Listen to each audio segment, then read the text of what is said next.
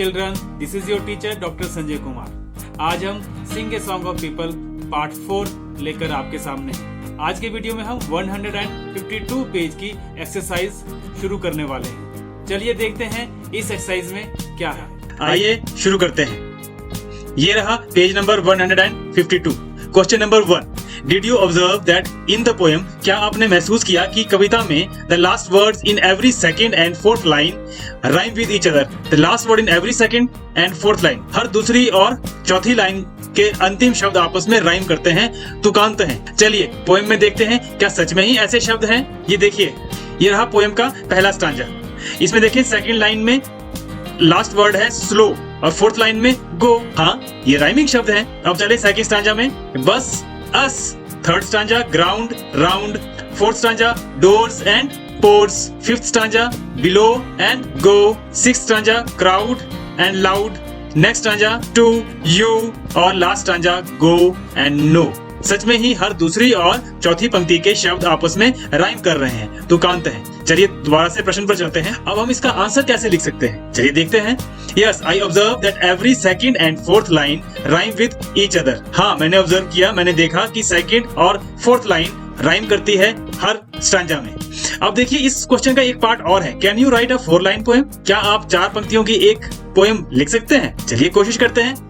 एक कोशिश मैंने की है, ऐसी कोशिश आप भी कर सकते हैं, किसी बड़े की मदद भी ले सकते हैं। हम कोशिश करेंगे कि इसमें दूसरी पंक्ति और चौथी पंक्ति के अंतिम वर्ड राइमिंग हो। चलिए देखें, I am a student and you teach me, I am amazed always how you reach me. अब देखिए इसमें me, teach, teach me, reach me तुकांत है, राइमिंग वर्ड्स हैं। तो इस तरह से ये 4 पंक्तियों की एक छोटी सी पोएम आप भी लिख सकते हैं। चलिए नेक्स्ट क्वेश्चन देख लेते हैं। ये रहा क्वेश्चन नंबर 2। ये प्रश्न पूछता है कि find out how many people are there in our country, कि हमारे देश में कितने लोग रहते हैं। Do we have enough land for all people on this earth, क्या हमारे पास पर्याप्त भूमि है इस धरती पर इतने लोगों के लिए।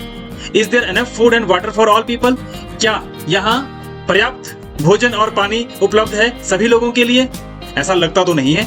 देखिए इसके आंसर में हम क्या लिख सकते हैं। चलिए एक आंसर मैंने लिखा है, आप मुझसे देख लेते हैं आंसर।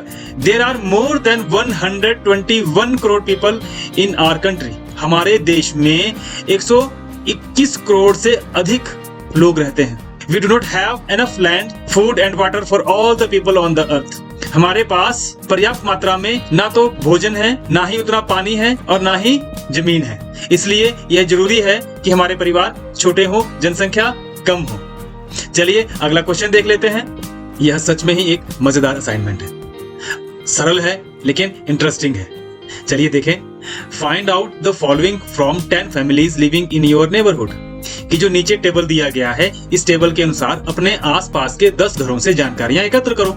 अब देखिए हमें जानकारियों में क्या क्या एकत्र करना है। पहले इस टेबल को समझ लेते हैं। सबसे ऊपर लिखा है यहाँ count the number of family 1, F2 family 2, F3 family 3, F4 family 4। इसी तरह से ये फैमिलीज 10 तक हैं और सबसे अंत वाला कॉलम है टोटल का।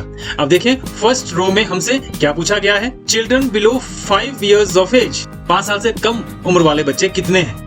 फैमिली 1 में कितने हैं वो इसके नीचे लिखा जाएगा। फैमिली 2 में कितने बच्चे हैं वो फैमिली F2 के नीचे लिखा जाएगा। फैमिली 3 में कितने बच्चे हैं वो F3 के नीचे लिखा जाएगा। इसी प्रकार सभी परिवारों के 5 साल से कम बच्चे हम इस रो में लिख देंगे और अंत में टोटल कर देंगे। इसके बाद देखें क्या पूछा गया है, चिल्ड्रन फ्रॉम 5 to 14 years, बच्चे 5 से 14 साल की उम्र के, तो वो भी हम परिवार के हिसाब से F1, F2, F3, F4 में भरते चले जाएंगे और अंत में आकर उसका टोटल कर देंगे। उसके बाद देखें grown up children from 15 to 20 years, 15 से 20 साल के बच्चों की गिनती कितनी है वो भी हम इन परिवारों के हिसाब से इस पंक्ति में भर देंगे और अंत में आकर टोटल लिख देंगे। और इससे अगली पंक्ति में हमको क्या करना है, एल्डर्स फ्रॉम 21 to 50 years, 21 से 50 साल तक की उम्र के लोगों की संख्या हमको यहाँ इस पंक्ति में लिखनी है, इस रो में लिखनी है और अंत में आकर उसका टोटल कर देंगे। और उसके बाद अगली पंक्ति में क्या है, old people who are above 50 years, बूढ़े व्यक्ति जो 50 साल से अधिक उम्र के हैं, उनकी संख्या हम इस लाइन में लिखेंगे और अंत में उनका टोटल कर देंगे। अब इसकी अगली पंक्ति में देखते हैं, total number of people in the family. अब देखिए F1 के नीचे हमने 5 साल तक की उम्र के बच्चे लिख लिए हैं, 5 से 14 साल तक की उम्र के बच्चे लिख लिए हैं, 15 से 20 साल की उम्र के बच्चे लिख लिए हैं या अडल्ट लिख लिए हैं। उसके बाद जो 50 साल से ज्यादा के हैं वो लिख लिए हैं और 21 से 50 साल वाले भी लिख लिए हैं। इस प्रकार से सारे कॉलम भर लिए हैं। अब अगर हम इन्हें जमा करेंगे, इनका टोटल करेंगे तो एक परिवार की कुल संख्या आ जाएगी कि एक परिवार में कितने सदस्य हैं। इसी प्रकार हम सभी परिवारों की कुल संख्याएं सबसे निचली पंक्ति में लिख देंगे। तो इस प्रकार से हमने इस पूरे टेबल में टोटल 2 तरफ को किया, एक दाईं तरफ और एक नीचे की तरफ को। अब देखें अगले भाग में हमसे क्या जानकारी मांगी गई है। अगले भाग में जाएं उससे पहले यहाँ देखें आस्टरिस्क और F इक्वल टू फैमिली लिखा है। इसका मतलब ये हुआ कि जो यहाँ F1 के ऊपर स्टार लगा हुआ था, इस स्टार का कुछ मीनिंग है। यहाँ आपका ध्यान आकर्षित किया जा रहा था कि यहाँ F का मतलब फैमिली है। चलिए आगे देखते हैं। How many members are educated in each family? हर परिवार में कितने सदस्य पढ़े लिखे हैं, उसके नोट्स आप यहाँ बॉक्स में ले लेंगे इसके आगे, हर परिवार के हिसाब से। अब देखें अगली जानकारी क्या मांगी गई है। From amongst the 10 families how many are educated?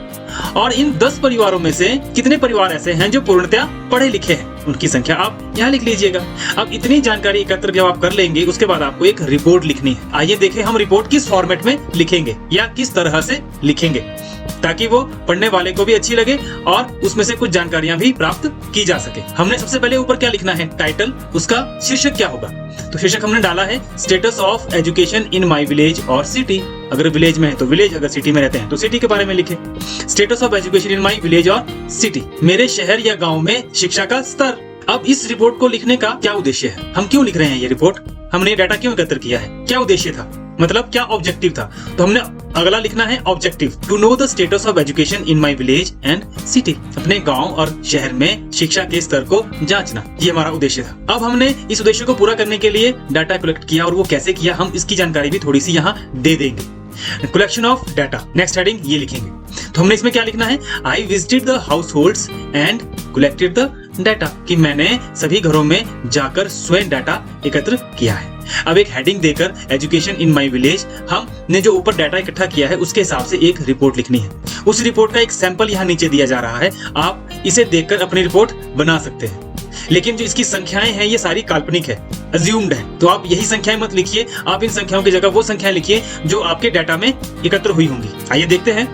There are total 105 members in the 10 families I surveyed, कि जिन 10 परिवारों का मैंने सर्वेक्षण किया उनमें 105 टोटल लोग हैं। आउट ऑफ 105 मेंबर्स, 105 सदस्यों में से there are 24 children below the age of 5 years। अब हमने जो 5 साल से कम उम्र के बच्चों का टोटल किया था ना एंड में दाईं तरफ को, ये देखिए यहाँ, तो हमने यहाँ से वो संख्या ली कि जो 5 साल के बच्चे हैं 10 के 10 परिवारों में वो 24 है। There are 26 children from 5 to 14 years, और 26 बच्चे 5 से 14 साल की उम्र के हैं। There are 25 grown up children from the age group of 15 to 20, 15 से 20 साल के कितने बच्चे हैं, 25 बच्चे हैं। There are 15 elders from 21 to 50 years, 21 साल से 50 साल के 15 लोग हैं। 15 of them are old people who are above 50 years, और 15 ऐसे व्यक्ति हैं जो 50 साल से ऊपर की उम्र के हैं। ये सभी जानकारियां हमको जो हमने डाटा एकत्र किया था वहां से मिली है। चलिए आगे बढ़ते हैं। Out of 105 people 97 are educated, 105 में से 97 लोग पढ़े लिखे हैं। एंड 8 पीपल आर अनएजुकेटेड, 8 लोग ऐसे हैं जो पढ़े लिखे नहीं हैं। All children of 5 to 14 years age are going to school, और 5 से 14 साल के सभी बच्चे पाठशाला जा रहे हैं। ये तो बहुत ही अच्छी बात है, सभी को पाठशाला जाना चाहिए। आगे देखते हैं। The status of the education in my city और विलेज इज एक्सीलेंट, मेरे शहर या गांव में शिक्षा का स्तर बहुत बढ़िया है।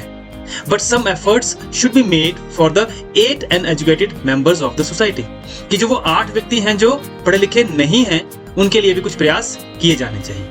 इस तरह से इस रिपोर्ट में आप और जानकारियां भी दे सकते हैं।